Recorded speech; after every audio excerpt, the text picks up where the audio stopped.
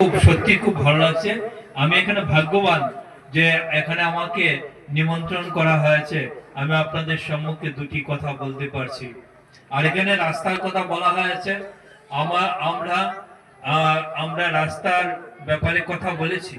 এখানে যে রাস্তাটা কথা বলেছে এটা হবে, আমি আপনাদেরকে এই নিশ্চয়তা দিচ্ছি। আর এই অঞ্চলে গত যে নির্বাচন হয়েছে, দল আমাকে ভারতীয় জনতা পার্টি থেকে প্রার্থী করেছিল।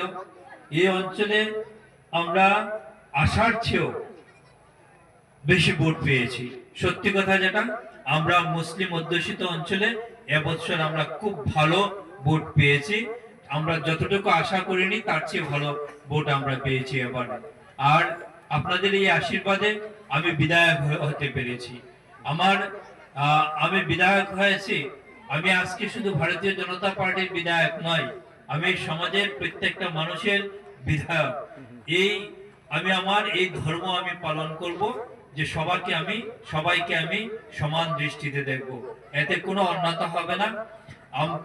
যারা আজকে কংগ্রেসী বন্ধু যারা আছে, তাদের প্রয়োজনে যাতে আমি নিজেকে জড়াতে পারি তার চেষ্টাও আমি করব।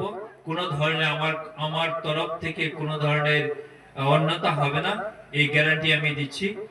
আর আপনারা এখানে যারা আছেন, আমি আবারও বলছি, আমি সব সময় আপনাদের পাশে থাকবো। সব সময় আপনারা আমাকে পাবেন। আমার দলের যারা আছে তাদের মাধ্যমে আমাকে পাবেন।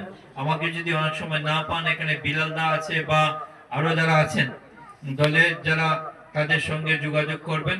আর তাদের মাধ্যমে আমি সংবাদ পেয়ে যাব। আর আমাকে ফোন করতে পারেন। আমি ফোন ধরি। আমি ফোন যদি নাও ধরতে পারি, আমি পরে কল ব্যাক করি। আমি সবাইকে বলি যে আপনারা আমাকে নিশ্চিন্তে আমাকে ফোন করতে পারেন, কোনো অসুবিধা নেই, নির্দ্বিধায় ফোন করতে পারেন। আর এই কথা বলে পরিশেষে আপনাদের সবাইকে আমার তরফ থেকে নমস্কার, আদাব জানিয়ে আমার বক্তব্য শেষ করছি।